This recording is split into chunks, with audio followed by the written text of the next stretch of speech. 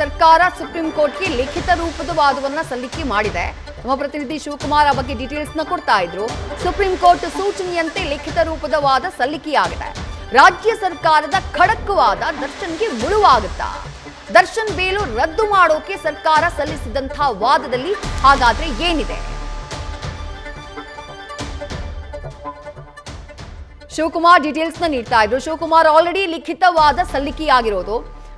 ಮೊನ್ನೆ ಕೋರ್ಟ್ನಲ್ಲಿ ವಾದ ಮಂಡನೆ ಮಾಡುವಂತಹ ಸಂದರ್ಭದಲ್ಲೇ ಸುಪ್ರೀಂ ಕೋರ್ಟ್ನಲ್ಲಿ ರಾಜ್ಯ ಸರ್ಕಾರದ ಪರ ವಕೀಲರು ಪ್ರಬಲ ವಾದವನ್ನ ಮಂಡನೆ ಮಾಡಿದ್ರು.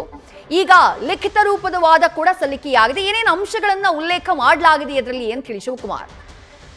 ಇದಷ್ಟು ಲಿಖಿತವಾದಂತಹ ಈ ವಾದ ಏನಿದೆ, ಇದರಲ್ಲಿ ಪ್ರಮುಖವಾಗಿ ನಟ ದರ್ಶನ್ ಅಭಿಮಾನಿಗಳು ನಟಿ ರಮ್ಯಾಗೆ ಮಾಡಿದಂತ ಅಶ್ಲೀಲ ಸಂದೇಶಗಳು, ಜೊತೆಗೆ ಅದಕ್ಕೆ ಸಂಬಂಧಪಟ್ಟಂತೆ ಬೆಂಗಳೂರಿನ ಸೈಬರ್ ಪೊಲೀಸ್ ಠಾಣೆಯಲ್ಲಿ ದಾಖಲಾಗಿರುವಂತಹ ಪ್ರಕರಣ, ಜೊತೆಗೆ ಮತ್ತೊಬ್ಬ ನಟ ಪ್ರತಾಪ್ ಏನಿದ್ದಾರೆ ಅವರು ಕೊಟ್ಟಿರುವಂತಹದ್ದು ಅಂದ್ರೆ ದರ್ಶನ್ ಅಭಿಮಾನಿಗಳ ಹೆಸರಿನಲ್ಲಿ ಬಂದಂತಹ ಅಪರಿಚಿತ ವ್ಯಕ್ತಿಗಳು ತನ್ನ ಮೇಲೆ ಮಾರಕಾಸ್ತ್ರಗಳನ್ನು ತೋರಿ ಹತ್ಯೆಯನ್ನ ಮಾಡ್ಲಿಕ್ಕೆ ಮುಂದಾಗ್ತಾರೆ ಅಂತ ಹೇಳಿ ನಟಿ ರಮ್ಯಾ ಹಾಗೂ ಪ್ರಥಮ್ ಕೊಟ್ಟಿರುವಂತಹ ದೂರುಗಳೇನಿದೆ ಅದರ FIR ಕಾಪಿ ಸಮೇತವಾಗಿ ಲಿಖಿತ ವಾದವನ್ನ ಮನ್ನಣೆ ಮಾಡಿದ್ದಾರೆ ಅನ್ನೋ ಮಾಹಿತಿ ಇರುವಂತದ್ದು. ಆದ್ರೆ ವಾದ ಪ್ರತಿವಾದವನ್ನ ಆಲಿಸಿದಂತ ಸುಪ್ರೀಂ ನ್ಯಾಯಾಲಯ ಸದ್ಯ ಲಿಖಿತ ವಾದವನ್ನ ಪರಿಗಣನೆಗೆ ತೆಗೆದುಕೊಳ್ಳುವಂತದ್ದು. ಸದ್ಯ ಯಾವಾಗ ನಟ ದರ್ಶನ್ ಜಾಮೀನು ಅರ್ಜಿ ತೀರ್ಪು ಇದೆ ಅನ್ನೋದ್ರ ಬಗ್ಗೆ ಸ್ಪಷ್ಟತೆ ಇಲ್ಲ. ಆದ್ರೆ ಜಾಮೀನು ಅರ್ಜಿ ಆದೇಶವನ್ನ ಮಾಡುವಂತಹ ಸಂದರ್ಭದಲ್ಲಿ ಇವೆಲ್ಲವೂ ಕೂಡ ಗಣನೆಗೆ ತೆಗೆದುಕೊಳ್ಳುವಂತಹ ಸಾಧ್ಯತೆಗಳು ಹೆಚ್ಚಾಗಿರುವಂತದ್ದು ಈ ದೃಷ್ಟಿ.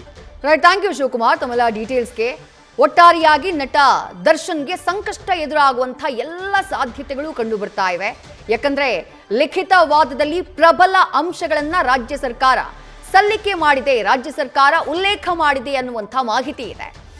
ಇಡೀ ಕೇಸ್ ಯಾವ ರೀತಿಯಾಗಿ ನಡೆದಿದೆ, ಅದರಲ್ಲಿ ದರ್ಶನ್ ಪಾತ್ರ ಎಷ್ಟು ಪ್ರಮುಖವಾಗಿದೆ ಈ ಕೇಸ್ನಲ್ಲಿ ಅನ್ನೋದನ್ನ ಉಲ್ಲೇಖಿಸಿದ್ದಾರೆ ಲಿಖಿತ ವಾದವನ್ನ ಮಂಡನೆ ಮಾಡುವಂತಹ ಸಂದರ್ಭದಲ್ಲಿ.